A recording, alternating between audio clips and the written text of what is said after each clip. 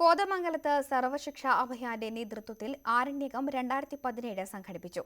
14 ഊരുകളിലെ ആദിവാസി വിദ്യാർത്ഥികൾക്ക് ഗുണമേന്മയുള്ള വിദ്യാഭ്യാസം ഉറപ്പുവരുത്തുന്നതാണ് പദ്ധതി.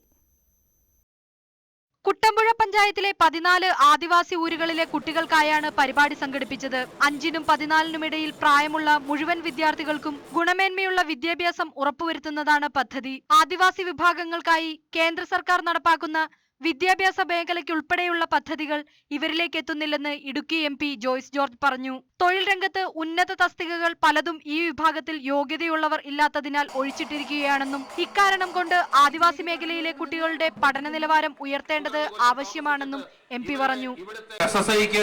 പ്രോജക്റ്റ് വെക്കണം, ഒരു മോണിറ്ററിംഗ് സിസ്റ്റം ഉണ്ടാക്കണം, സോഫ്റ്റ്വെയർ ഉണ്ടാവണം.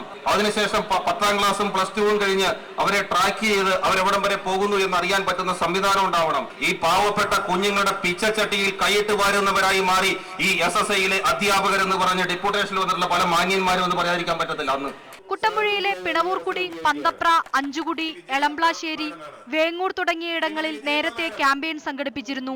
ആദിവാസി മേഖലയിലെ വിദ്യാഭ്യാസ, സാമൂഹിക, സാമ്പത്തിക, സാംസ്കാരിക പുരോഗതി ലക്ഷ്യമിട്ട് പ്രാദേശിക പ്രതിഭാ കേന്ദ്രങ്ങൾ, അംഗൻവാടി എന്നിവയുടെ ഭൗതിക സാഹചര്യങ്ങൾ മെച്ചപ്പെടുത്തുന്നതും പദ്ധതിയിലൂടെ ലക്ഷ്യമിടുന്നു. തൊഴിൽ പരിശീലനം, പൊതുവിദ്യാഭ്യാസ ശാക്തീകരണം എന്നിവയും പരിഗണനയിലുണ്ട്.